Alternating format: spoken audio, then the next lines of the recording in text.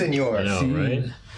You're getting a little silly before Memorial Day. Huh? I know. I'm excited for a long weekend. I know, me too. It'd be great. So, what's up, everyone? Welcome to Actifio On-Tech for May 23rd, 2019. I'm Jason. I'm Giovanni. I'm Jay. I totally looked at the wrong person there, too. Yeah, nice. Sweet. It's not reversed like it is the light board. There you go. So what's up, everyone? It's the Thursday before Memorial Day weekend, so hopefully you're all celebrating responsibly and remembering those who have fallen, since that is the whole point of the holiday as well. We're busy here at Actifio, as always. Got a lot of things going on. For me, very busy time of year. It's my son's birthday tomorrow, as well as my wedding anniversary, and then on Monday it's my daughter's birthday, so we're going crazy this weekend. I had a birthday last weekend for my son. There you go. Very exciting. You got anything going on? Yard work. Yard. Yeah, I got to cut down a tree this weekend. I got to too, cut down two trees. Yeah, so Looking that'll be forward fun. to it. So my son got a 3D printer for his birthday. Yeah. So I got to figure out what I'm going to print. What should I print? You guys tell us. What should we print? I don't know. What can you print? Anything. I know you can print guns, but I want to say... I don't want that. Yeah, but they don't sell those on the source file for that online. You should print, like, paper clips. That's so boring. Are you serious? I hope not. What can we do? You should print an Actifio beer opener, so that way we can have it for on tap. Bottle caps? Can you do bottle caps? Actifio On-Tech bottle opener, the official bottle opener for Actifio. We have those. Are we live though? Because it's green, but I don't see it on YouTube. I see us on Gio sees it. All right, We're good. He's got it. Stream health is only yellow though, not green, but that's okay. All right. Good. Cool. So let's start with some topics. So who wants to go first? I'll go first. Okay. So, one interesting thing is, you know how in your house we all have those like circuit breakers, right? Like the just the board of those things, and they're all like these like manual, like mechanical things, right? The power goes off, it kind of goes in the middle, and then and so it's like you think about that. That is like as old as you could possibly get. It's like a light switch. It's like so old. Well, not as old as the ones before that. Well, the ones they screw in. Yeah. That's right. We have those. Yes. So what some guy invented, which I thought was a really interesting idea, is a digital circuit breaker. So there's no moving parts. And you can imagine with a building like this is an office building, how many thousands of circuit breakers probably are somewhere, and how you have to manage that. If something happens, someone's got to go find the right one and manually flick it. Well, imagine if everything was digital, you could all just manage it remotely and click a button and it would automatically switch over any way you want. I think that's cool. Now here's the we'll say the catch-22. Yeah. What if the power goes out and then you can't do it? Right. That one fuse that goes out is the power one, and then you can't. You got to have a battery in it. A little battery. No. It's a fail-safe, right? It is a fail-safe for a reason. Right. I don't like it. That's why I said I don't like. You don't like it? I like it. No, that's cool. Power goes out, you're done. Well, that's what you have a little battery for. No. Because I do have a generator in my house, and in fact, the generator works the same way. If you take the cover off, there's like a big circuit breaker in there that just like physically flips. Right. Shuts down the house and turns on the generator. Like literally, it's like the most mechanical, like old school thing you could possibly imagine. I think it's not like everything needs to be digital, Jim. Right. Come on, of course it does. Agreed. You know what we forgot? Our beer. I was just thinking about that. I was eyeing it. You're so thirsty, right? I know. What do you tell us, Jason? Do you like wine? Do you like wine? Are you a wine guy? Yeah, I'm a wine guy. Well, this is interesting. So this is a Trillium Sour from their Fated Farmer series, which basically uses locally grown New England produce to create their beers. There's a peach one, there's a blueberry one, there's a black currant one, there's a fruit salad one with a bunch of different fruits. This one had is some of those, I think. This one is the Pinot Noir. So they actually have, which is interesting because Pinot Noir is a very hard grape. Pinot Noir is a very hard grape to grow. Usually they do it in California, so I'm surprised they actually have some Pinot Noir vines here in good old Massachusetts or New England or Connecticut, wherever the farm is. Which, by the way, I think it's interesting. Trillium and Treehouse are both they both acquired their own farmland. Really? Planting, they both bought farms in Connecticut. Yeah, it's like they're just trying to one up each other. It's like so they just bought a ton of acreage and their own farmland to plant their own trees and vines and all their whatever they're going to make beer out of. That's cool. Right, for their barrel series and stuff. Yeah. But this is the Pinot Noir version, right? So Fated Farmer Pinot Noir. You can do the honors if you like. All right, Your Honor. Yeah. But it's a sour. It's a barrel-fermented wild ale, so it should be a little bit puckery, but it should be pretty tasty with the Pinot Noir grapes. So Jason, when you open, Gio, why don't you give us a word? Do you have any stories you want to chat about today?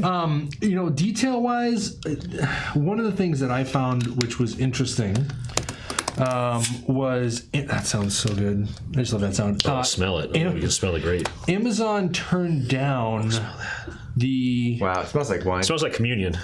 I'm not gonna lie. You ever a religious experience for you?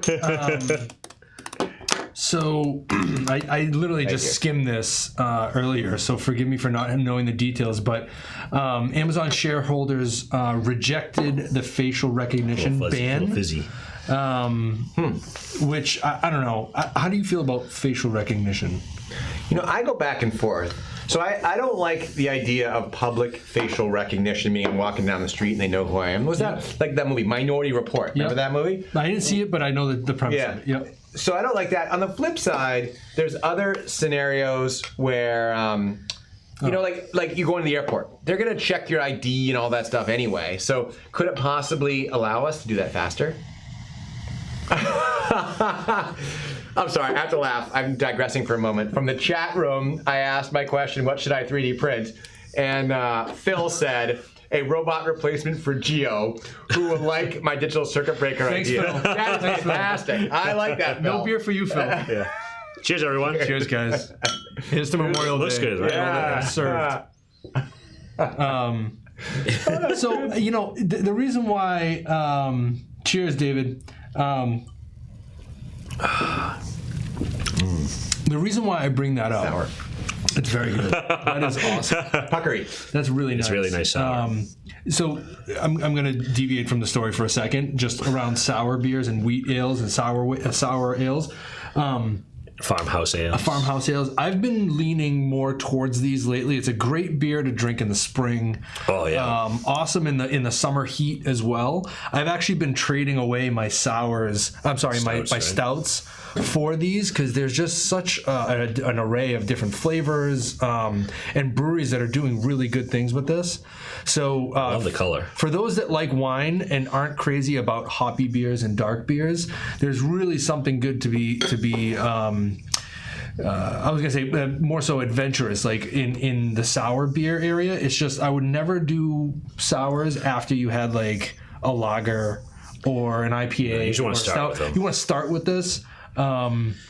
Great after a workout if you're into that kind of thing. But anyways, okay. So I would say as well, though, to add to that, well, the newest thing is sour IPAs. Mm-hmm. So Hudson Valley, a brewery in New York, they actually are famous for their sour IPAs, really? And I actually brought 5 of them in today. We're going to drink after this to check them out. So definitely if you can get your hands on some wild ales, sours, things like that. They're definitely unique. They're definitely unique. Especially, this is almost like a wine sour. It's really nice. Yeah, it is nice.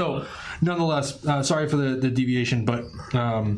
the digression, but the reason why I bring up the whole idea behind Amazon shareholders rejecting facial recognition, I read a story earlier this week where in the UK they're doing like facial recognition on the street.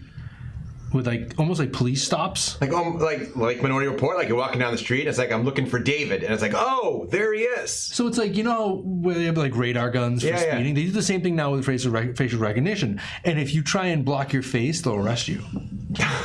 Come on. Really? Yeah. Big Brother is watching. That is not cool. They're watching you right now. We're in America, and that would not fly here. I don't think. I hear you. But that's my story. Okay, my story is a little less serious. Rotten Tomatoes, who I'm sure you all know, right? Place we go to get movie reviews as well as scores to see if this movie is good or not, right? Both critic scores as well as audience scores. They're instituting a new change to try and tackle review bombing. So basically, people will go on and give a crappy review to a movie because of maybe the topic of the movie or the director said something wrong or something like that. They haven't even seen the movie, but they're just trying to bomb the ratings from the movie. So they actually now are having what they call verified viewer ratings. So you basically can log your ticket stub. Today's through Fandango, but AMC, Cinemark, Regal have signed up to do this as well in the future, where you actually will become a verified viewer of the movie, and therefore your score will be counted towards the verified audience score as opposed to just the non-verified. So there's 2 scores then, like the average score and the verified score. Exactly. Well, they do the same thing on Amazon where you can see you see verified purchase. Yeah, I mean, it's smart. It is, right? Because you get a more accurate view of how the movie was, from a viewing perspective, not just because you hate the title or something. I agree. So a little less serious than facial recognition. But I thought it was interesting because I was wondering when they were going to do that because, obviously Anybody with Amazon reviews and any other web-based review platform, I've read about, companies paying people to review these things negatively or positively for that matter, to try to manipulate the score. Right. So the more verified things we can get out there, it just gives a little bit more authenticity to them, I believe. Absolutely. It's a good move. I agree. So I've got two stories that are kind of contrasting that I think are interesting. Okay. One of which is positive, one of which is negative. And not about people or anything, but more about a situation. So I'll take a positive one. So that, there's 1,000 people signed up for self-driving car service in Arizona. So it's Google's Waymo service. And so they're all doing it. It's working pretty well. And in fact, what they do is they have to sign NDAs too. Didn't know that. So you can't say if it's good or bad. You can't do anything. And it even sort of recognizes sort of hand signals, I think, that you can kind of signal the car somehow to stop for you as if you're waiting for the ride. This is in like Scottsdale or Phoenix? Yes, like exactly. Big cities? Exactly, in Phoenix. So just there. Okay. So that I think is pretty cool. Wait, are the hand motions to flag them down? I think or to so, but I communicate think with them once you're in it? No, to flag them down. Gotcha. What about some other hand motions we give to moving vehicles? That's right. See a lot of those in Boston? A lot of those in Boston. So, and the story there is that people used to hate them, but they're now sort of doing better and they're more accepted. So that's the positive. Google program. Yes. The negative. Well, Consumer Reports recently decided they were going to review the latest autopilot from the Tesla Model 3, the newest one, and they say it is far less competent than a human driver. So the autopilot on the Tesla... Which is saying something. There's a lot of incompetent human drivers out there. That's right. So what they said was interesting. I didn't know this because I am not a Tesla Model 3 driver, but if I was, I might know this, which is that the Model 3 has one of those radars like most cars do in the front. Yep. So it knows where space is. What it doesn't have is a radar in the back. So when it's time to change lanes, it just like changes Just goes. Well, it's like a lot of drivers It like up cuts here in New people England. off. Which is kind of like a lot of people here. I know. But Yeah. We got to use that here in they're just trying to fit it. Is that they're using AI for that too? Yeah, I don't know. They're using AI for that, right? So they just know. Oh, So that is an interesting observation about autonomous driving going well, autonomous driving going not so well. Absolutely. Okay. So what else? So I have one that's kind of related to Actifio, which I found was interesting. So Google is facing its first GDPR probe in Ireland. That doesn't surprise me. Right? So if you're familiar with GDPR, Jay, why don't you keep me honest with this because you are more of an expert than I am, but essentially the European Union created this thing called GDPR. What does it stand for? Do you know? Global Data Protection Regulation, I believe. There you go. Or Data Privacy Regulation. And trying to protect personal data. Right. And so, there was this big scramble because it went into action, last year? Yeah. To make sure that your infrastructure and your organization was all GDPR compliant. And that means different things across different countries, and it's enforced different ways across different countries, and the fines are different across different countries as well. So it's kind of confusing. And, it is. We've talked a few times about Actifio, how we can help, with some of that things with our capabilities in the sense of the cloning and masking and, Appendix J and et cetera, et cetera. So it's interesting that Google is actually facing the first test of this in Ireland because a company called Brave, who is a browser company in Ireland, basically said that they are mistreating personal data at each stage of its ad tracking system. So you're already very familiar with Google Ads and tracking, right? So they're saying that every time a person visits a website and is shown a behavioral ad on a website, intimate personal data that describes each visitor and what they are watching online is broadcast to tens or hundreds of companies. And if a data breach occurs because of this broadcast, known as a bid request in the online industry, this fails to protect, unauthorized access. Interesting. Yeah, so it's a pretty serious complaint, and the fine for GDPR varies, but they say for this one specifically in Ireland that it could be up to 4% of their global annual revenue, which for Google would be about $5.4 billion. Wow. Yeah. Well, so I was talking to we had sales training this week. And so we had a bunch of new folks, but one was an SA out of the UK who I was talking to about this. And I think the interesting question to your point is that there's a lot of potential penalties that could come out of this. Right. But the real question is, who gets enforced? Who gets? Because I'm sure if you look hard enough, how does it get enforced? Everyone's going to violate it to some extent. Yeah. And so at this point, there hasn't really been a big penalty yet.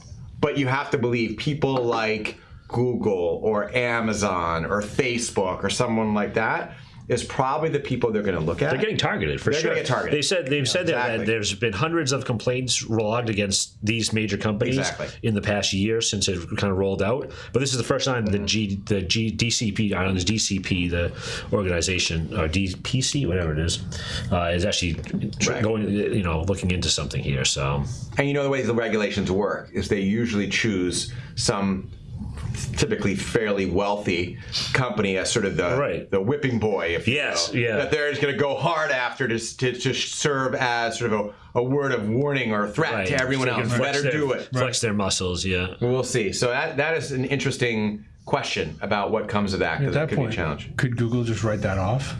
They probably could, but that, could hurt their pocketbook. Yeah, exactly. Pretty big write-off. Right? That is true. All right. So what else? Anyone else have anything? Gio? I don't know another thing. Do you have I do something? too. Go for it. You want? You go. I just went. All right. So I'm going to talk about who here. No, I'll read this one. We've talked in the past about Amazon Alexa. I have one in my house, although I'm not entirely determined that there's a really good use for it. I know people love it. I don't feel like we have a good one. Reporting information to the Russians and Chinese. Yes, exactly. True, yeah. But there is That's why I don't have one. I told you. Right, but there is one cool new feature that just came out that I am quite impressed with, and I'm debating whether maybe I should start using it again, which is they're adding a new feature called Alexa Guard. And what Alexa Guard does is Alexa will listen for smoke detectors or broken windows.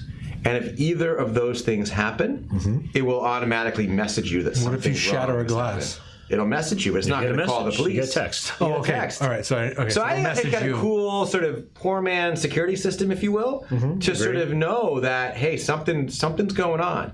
And funny enough, they claim in the article they hired contractors to go and break lots of different kinds of windows so they could sample the sounds. They could determine the right noises. So maybe, Gio, it's so AI based that it knows the difference between a glass breaking and a window breaking. But that's kind of cool. I mean, what if your beeper goes off? Your beeper goes off. What? Your pager, yes. I think it's kind of cool. Like, that's interesting. I agree. That's actually value add use for it, besides just playing songs and recipes. Totally. Right. So that was a quick aside that I thought was kind of cool. Well, my topic actually is related to that. So Amazon is also working on a health and wellness device that can figure out how you feel before you do. You can actually read your emotions. What can read your emotions? A new wearable device that Amazon is creating. How can it do that from your skin? I don't know. It's a voice-acting wearable device, voice-activated, that can recognize human emotion. Like tone? The wrist-worn gadget reportedly pairs with a smartphone app and uses microphones to decipher your emotional state based on your voice. It could actually help people interact better with others, I guess. It's codenamed Dylan. Oh. Dylan, get in the chopper. Oh, Dylan, you son of a bitch. Exactly, right? But it said beta testing is underway right now. And are you in? No, I don't need something to tell me how I feel. Right. I had something today that was amazing. I was shocked. My older son, who's 14, said to me, "Dad, we never use our Amazon Alexa. We should sell it." I couldn't believe he said that. I was like, well, that's great. So maybe he's not addicted to it. That's right. It's always unplugged, though, because we're worried about the man listening in. So let me get this straight. So this wearable will tell you how you feel. Basically, based on your emotions, it might say, it'll set you up. Are you getting angry? Or, Gio, you sound sad. Do we want to hear a happy song? I don't know what it's going to do. Oh, my gosh. Right? I don't know. It's like you could ask it, Alexa, maybe you tell David feeling happy right now? Right. David is one of our viewers. Or maybe you say, you set a program, you set something, an alarm that says, if I start sounding angry, remind me to remember my emotions, right? Or like don't swear at the kids. Gio, don't swear at the kids. It's like you sound like you're getting angry. Don't swear at the kids. It's right? like it plays like a certain song that'll calm you down. Right, or something. exactly. Right. I don't know. Gio, take a deep breath and say goose for ba. Maybe it's the opposite. Maybe he needs to give you a little electric shock to remind you. Well, that's something. Probably could do that at some point, right? Exactly. So yeah, that's another wearable device. So you could, I got the Fitbit. I could have the emotion bit, emoji bit. Emoji bit, nice. There you go. I just named it. Don't steal that, Amazon. Copyright. Trademark. Copyright and trademark. Yes. So yeah, anything else? I had one more topic. It was kind of boring. I don't really want to talk about it. You? Me too. Mine was about Bitcoin going up 50%. I mean, everyone sold it off or just decided not to keep it anymore. Or just mine's about robocalling. There's a new anti-robocalling bill. I like that. Which, is actually done by Senator Ed Markey of Massachusetts and John Thune from South Dakota. But essentially, it's going to raise fines FCC is permitted to levy on robocallers and increase the statute of limitations for bringing those cases. Nice. It would also create an interagency task force to address the problem and push carriers like AT&T and Verizon to deploy call authentication systems.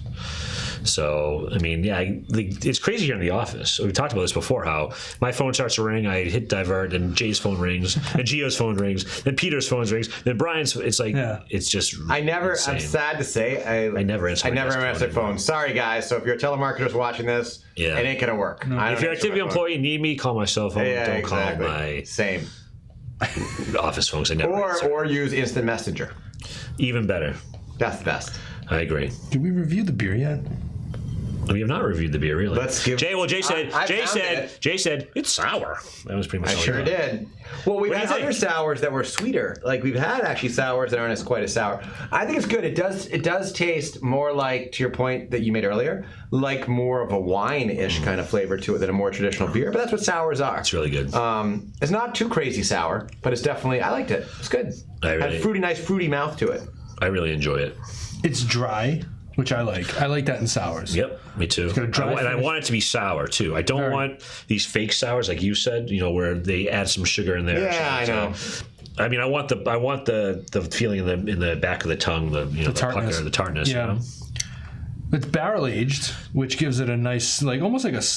Do you get much barrel though too? I didn't get much. No, but you could definitely feel like there's depth to it. It's not like. I agree with that. Straight fruit. It's true. Straight from the stainless steel, right? I agree with that. It's. I love the color. The color's beautiful. The color's cool. It's almost like a pinkish. Yeah, it's cool. So I would definitely give this a recommendation for sure. They have a lot, and it's not too strong. Even though it's a 7.8, it doesn't feel it. It doesn't feel. It's pretty light. We're not drinking a lot of it. It's pretty light and pretty crisp. I'm telling you right now, something like this in the summer would be a hot day. Yeah, nice. And if you're drinking by yourself, this is great. It's just a regular, 330 milliliter bottle. Yeah, it's not too big. Definitely doable. Yeah. So, well done, Trillium. I'm super excited for you guys on this one. And don't feel bad drinking Trillium out of a treehouse glass. Just the way it is. There you go. Well done. Well, guys, thanks for joining us. Thanks, everyone. Yeah, thanks for joining us online. We had lots of viewers today. Appreciate that. Love it. And, Love it. And like the active conversation. Yeah, we'll take that all day. And don't forget to subscribe, so you get notifications when we're going live or post new videos.